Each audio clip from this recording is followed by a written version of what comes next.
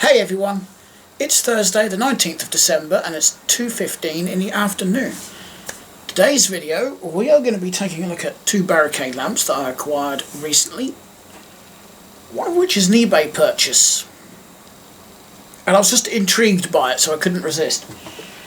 And I've got some die-cast models here to take a look at as well, from two different sellers over on Facebook.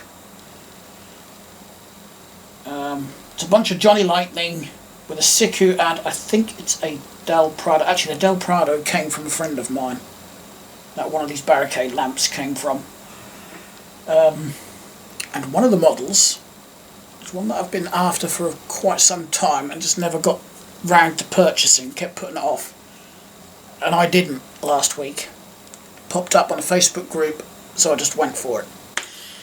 Anywho, we'll cover the Barricade lamps first, then we'll get to the die-cast, and yes, that picture is actually related to one of them.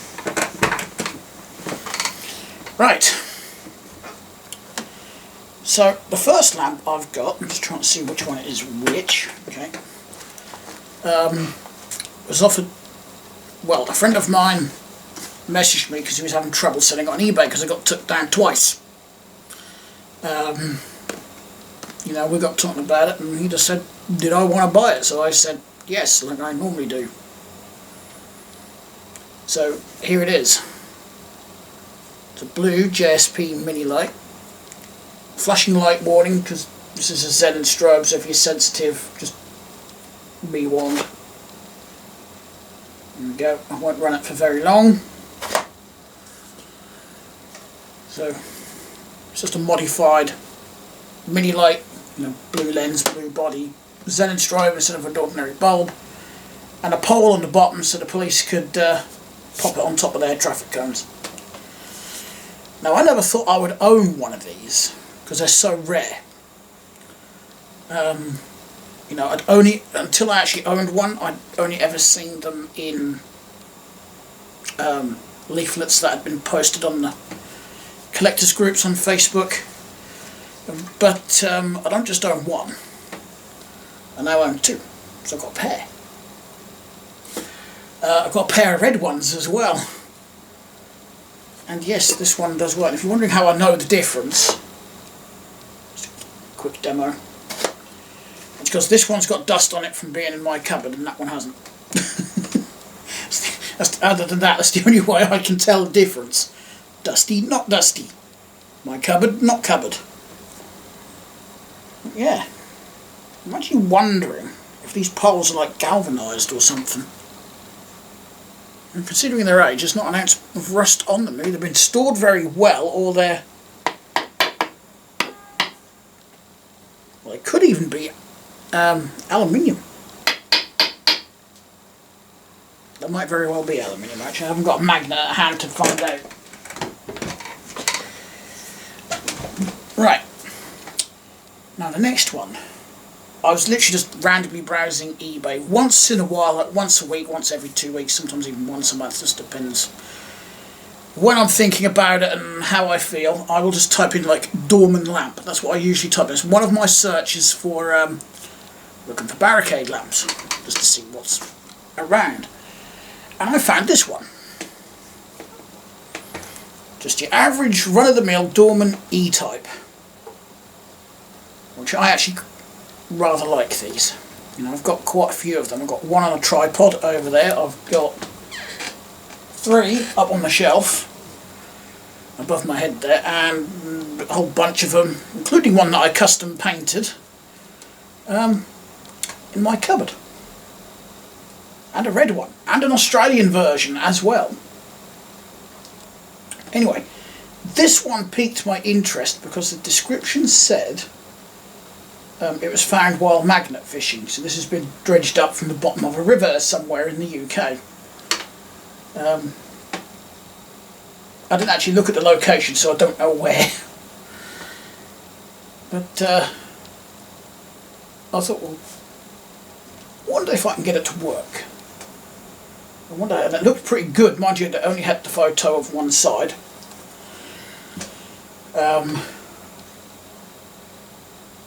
did look pretty good for something that had been sat in a river for I don't know how long. I mean, Dorman haven't made these for ages. So, who knows how many years it's been sat at the bottom of a river. So when it arrived, eventually,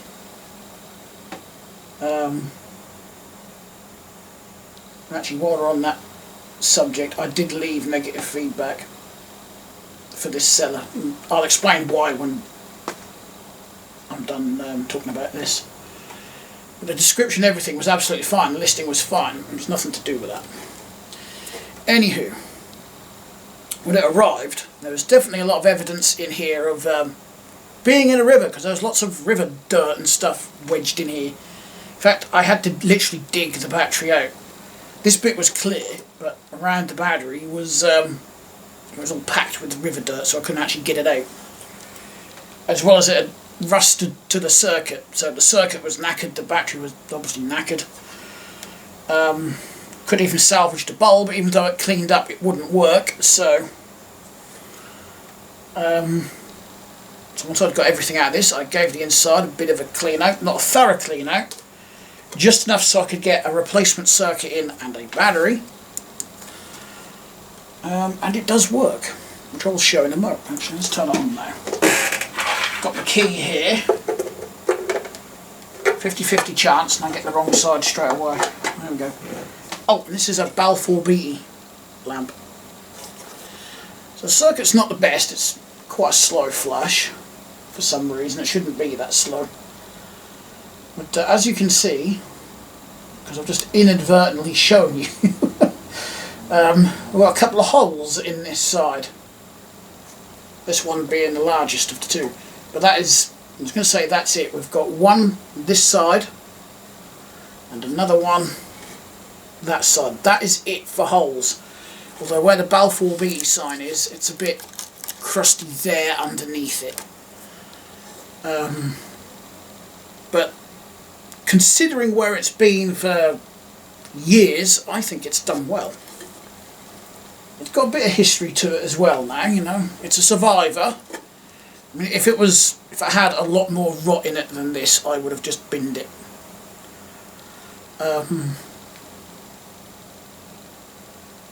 But it does smell like it's been in a river as well.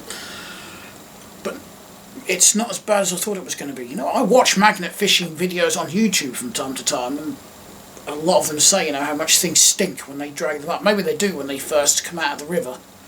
Maybe this has been stored somewhere for a while, so it's lost most of that smell, but there's still a little bit there. It smells earthy more than anything. Yeah. It smells earthy more than anything. So I'm going to keep this one as is. I could repair the holes. It wouldn't be difficult to do that.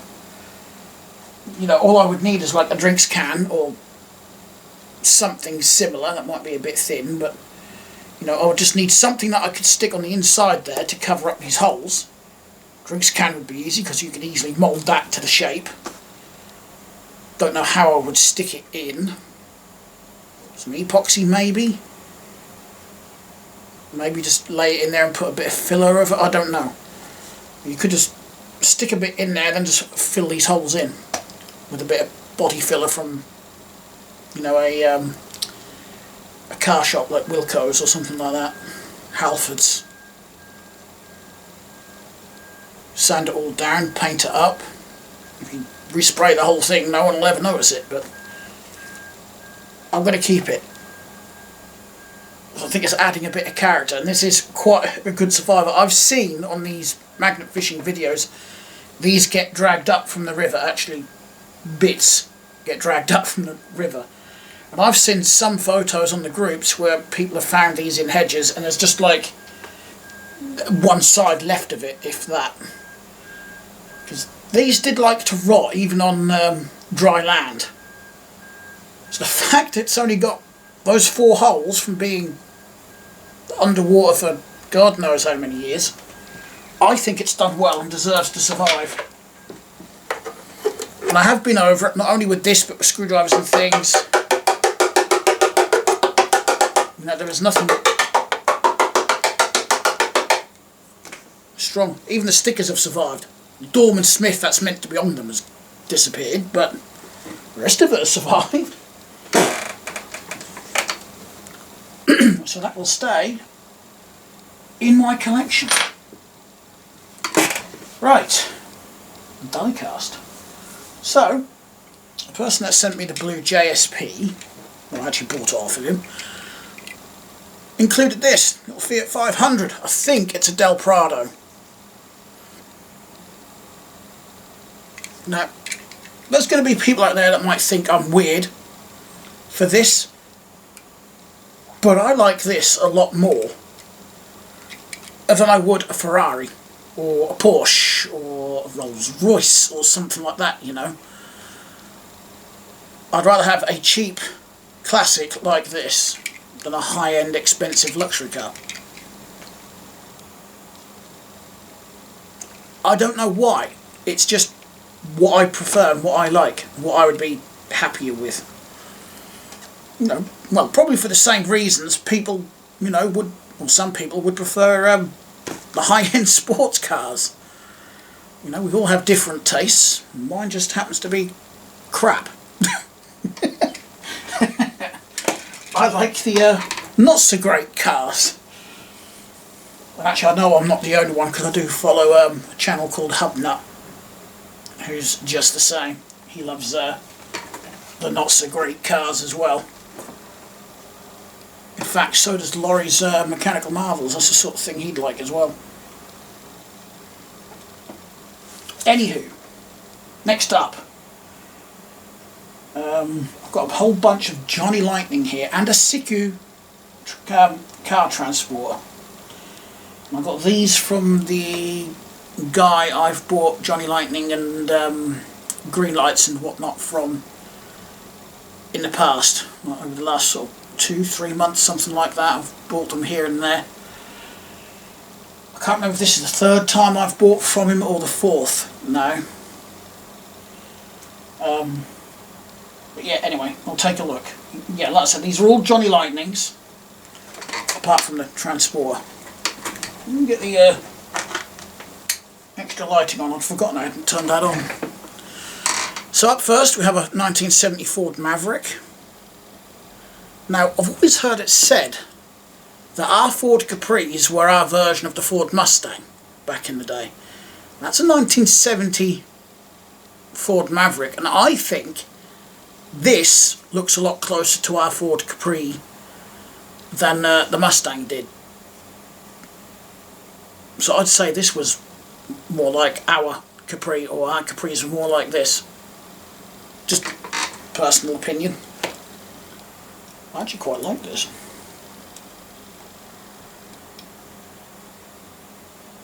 I've always said yellow is not one of my favourite colours. I remember saying that in one of my videos, and I got a comment saying, "But I'll have all these yellow lamps."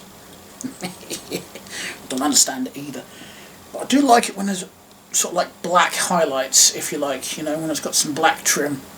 I think yellow and, well, black is one of those colours, a bit like white. You know, you can put almost any colour with it, and it just works. Probably because it's so neutral. Now the next one, I have actually no idea what it is. Maybe one of my viewers do. It's got nice red wall tyres. There's the rear. Someone might know it from the rear end. There's the front.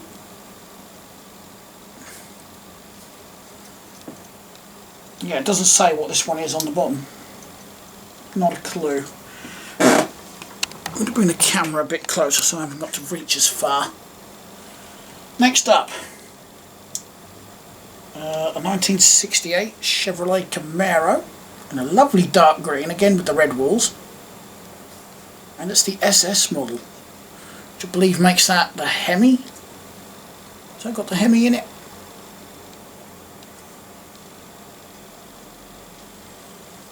Of course, if I get it wrong, correct me in the comments.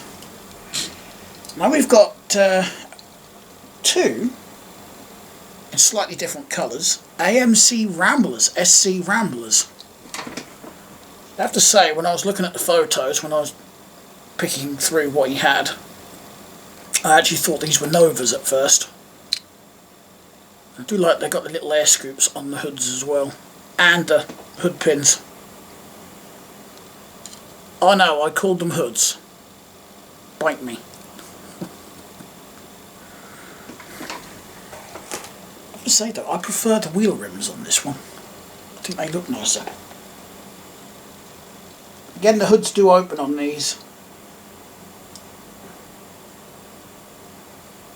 Oh, I think these hood screens have got AMC written on them. Oh no, it's air. It's written on the hood. Oh, 380 cubic inch. It's got the cubic inches written on the hood as well. It's got lots of detail written on it. What's on the fender?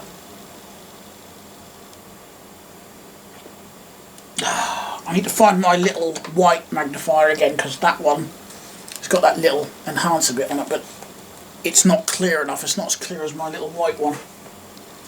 It's a bit blurry. But again, I've misplaced the bloody thing. Alright, what have we got next? A 66 Dodge Charger, and I have decided, out of the Dodge Chargers, this is my favourite version. I couldn't see what it was in the picture, so when I picked it out I just said the car, red and white car with a 98 on it. Now, I've got 3 different Chevy Novas.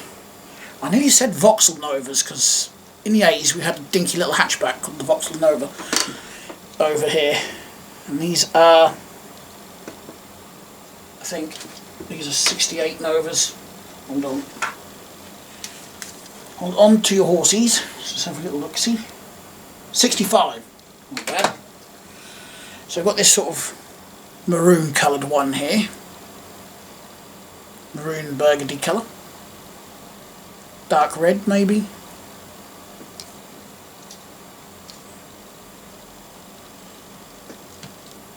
And then we've got one which is a lighter red.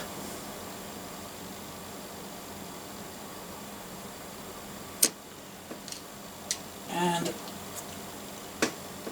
that one, which I've seen before. Now he's been trying to sell all of these for a while. I just thought, you know, it's getting up to Christmas, I'll treat myself to one last batch of them. I decided to go for this one. I wasn't really sure if I liked it or not, but now I've actually got it, I do like it. It's got a couple of little tiny little marks in it, but nothing serious.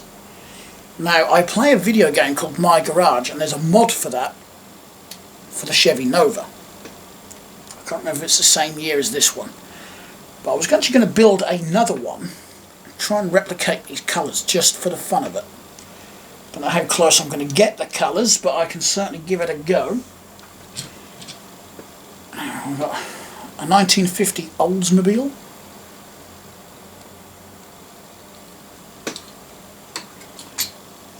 And we've got a Coroner wagon, which I believe is a Cadillac. I think it's most likely a Cadillac. I'm not very good with my 50s American cars.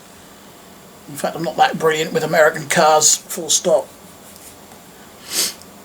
I just love the fact it's got all the curtains around the back windows as well, so well detailed.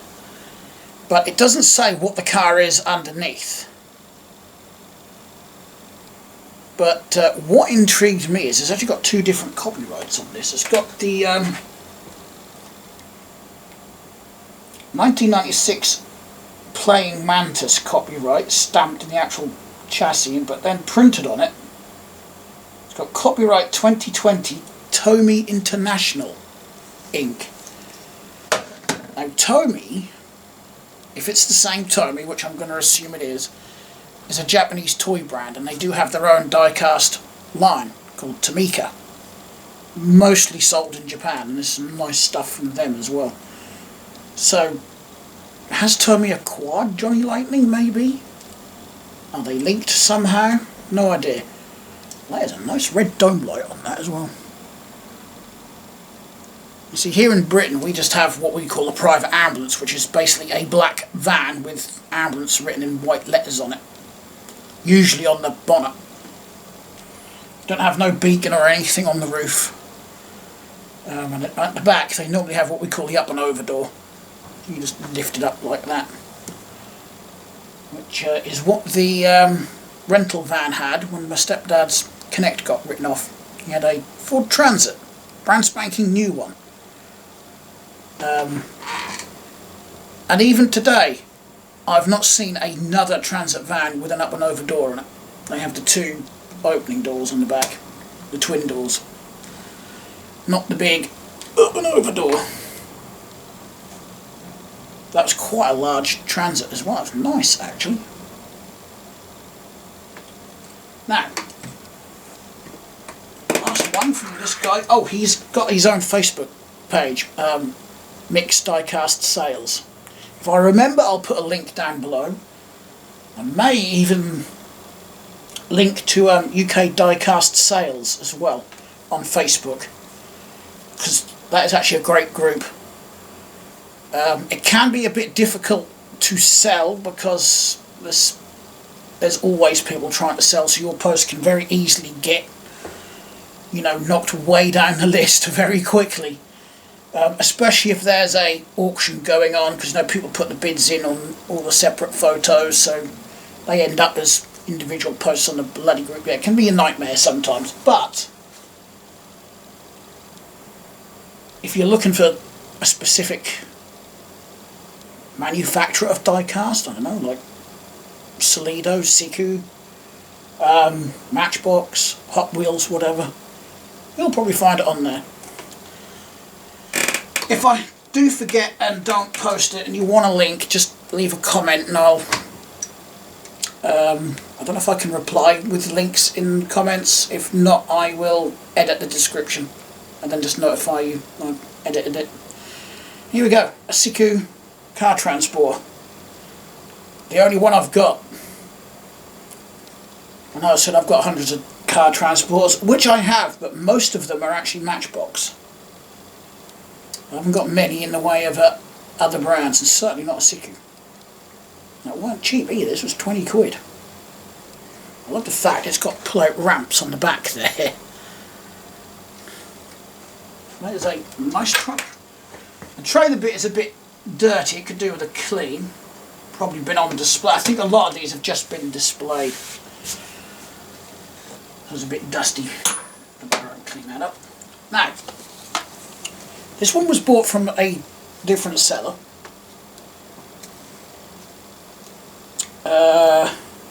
But it's a model I've been after for quite some time, but never pulled the trigger, as we say, on buying one.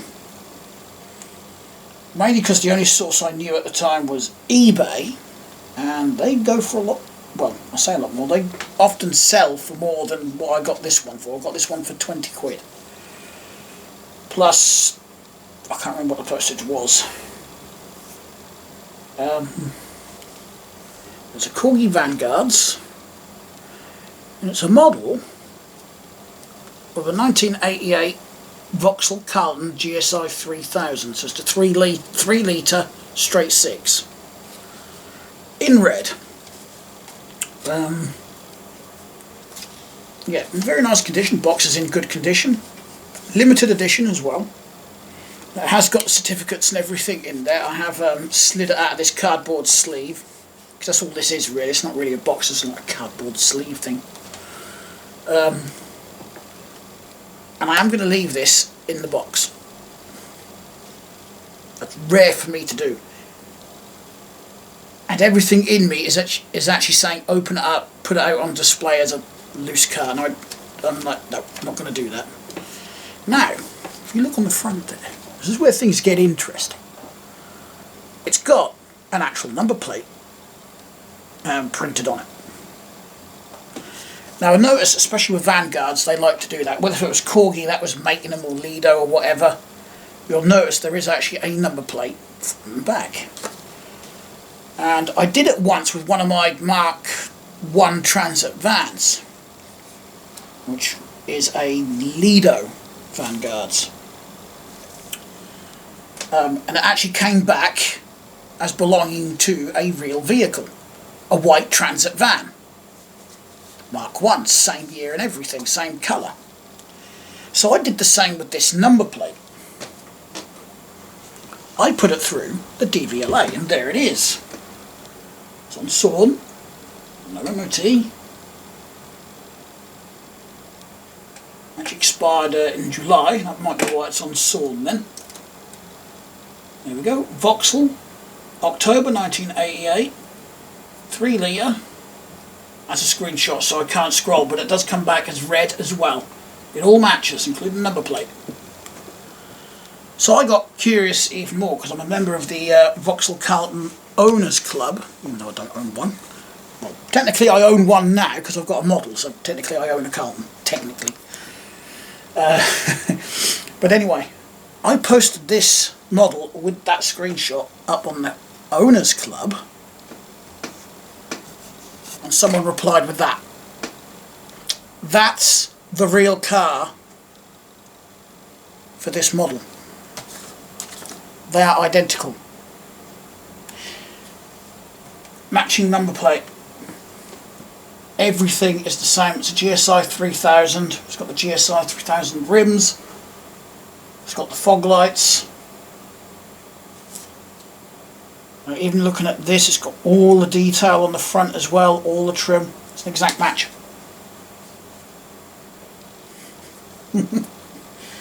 I thought, it's on sawn. And I thought the MOT's expired recently, which means there's a good chance the car still exists somewhere. And I remembered, I thought, yeah, I'm on that Facebook group, aren't I, for the Carlton owners. I'm going to post it on there and just see if, per chance, someone on there actually has the real car. Yes, they do. There it is.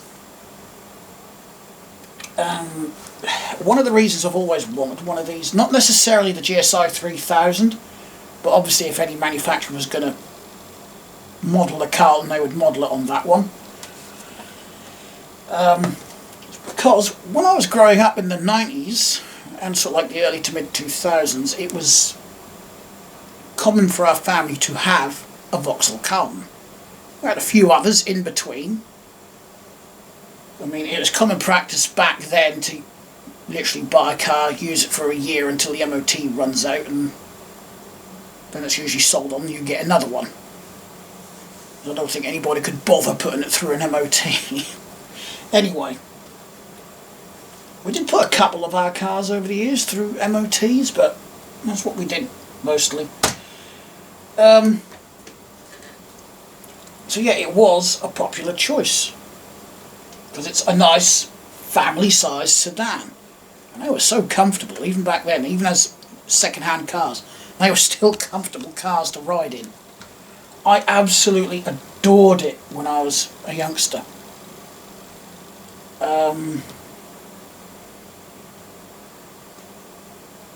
Yeah, and in the late 1990s, we had a black GSI 3000.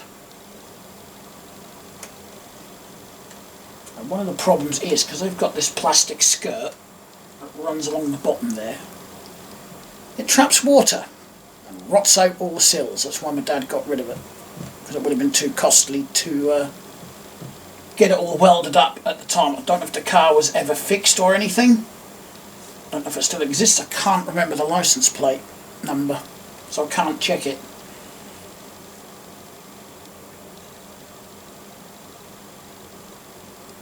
But I think it was an early one. I'm pretty certain it was an E-reg, not an F-reg, which would have made it a very early one. See, this one is, according to the DVLA, it was registered in October of 1988.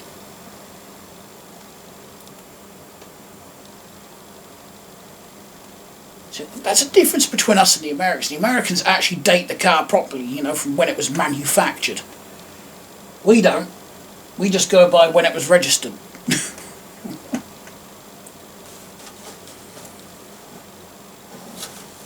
You know, because when it was registered is how long it's been on the road. obviously. That is actually a very clean looking car. I do hope he's going to put it back on the road maybe for next summer. Maybe that's why it's currently sore, because it needs an MOT and he doesn't want to use it in this sort of weather. But at least when that photo was taken, you can see he's cleaned up the tyres on it. It's got dust on them from driving on wherever this gravel is, but the tyre walls look like they've had like back to black or something put on them.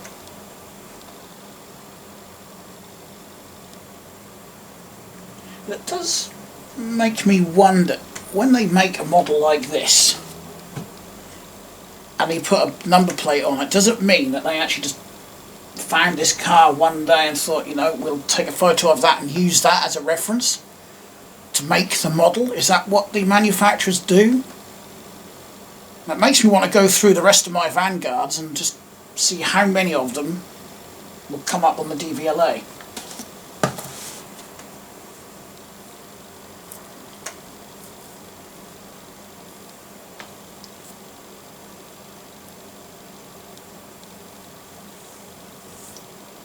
But yeah, I thought that was quite interesting.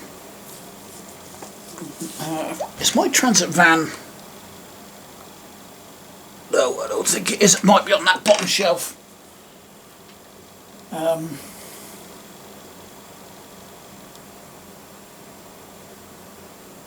thought it was my police version, but it's not. It's just a white transit van.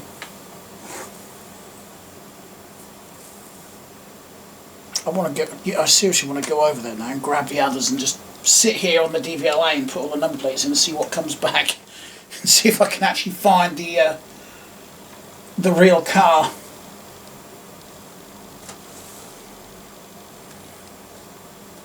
I mean, I'm guessing this model was actually based on that car.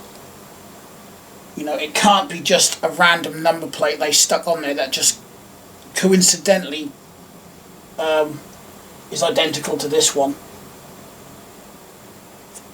I think the chances of that are extremely slim, so yeah, I would say that's probably what they did. They may have seen it in a showroom somewhere or something like that.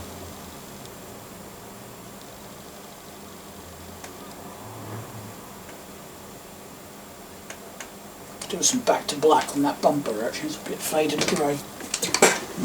Faded to grey! It's meant to be black. If I had the money, I would buy a Carlton. Not necessarily a GSI 3000 or a Lotus. Definitely not the Lotus Carlton when they're like 25 plus grand now, because they are that rare. It's basically what they cost brand new. But yeah, I would love to just find a 2 litre one. I'd be happy with that.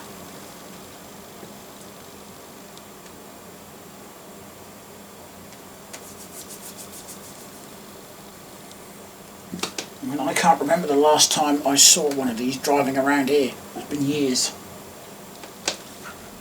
I don't know if any still exist around here, actually.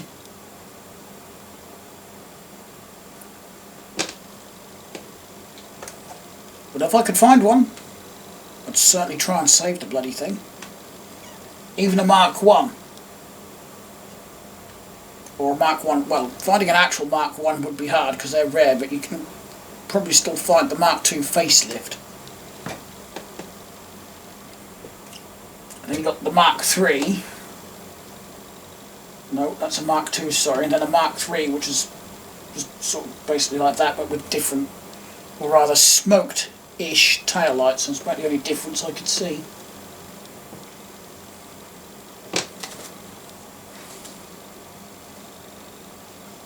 Yeah, see, that one hasn't got smoked taillights on it. Well, it might have, actually.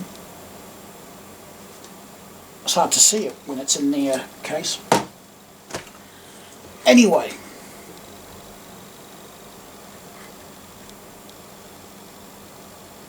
I can't think of anything else to add.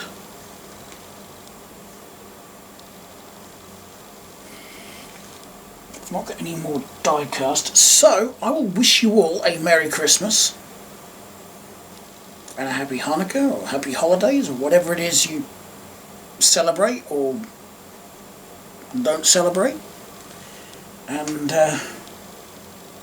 if you like the video, then please hit the like button or the dislike button if you didn't like the video. Subscribe for more.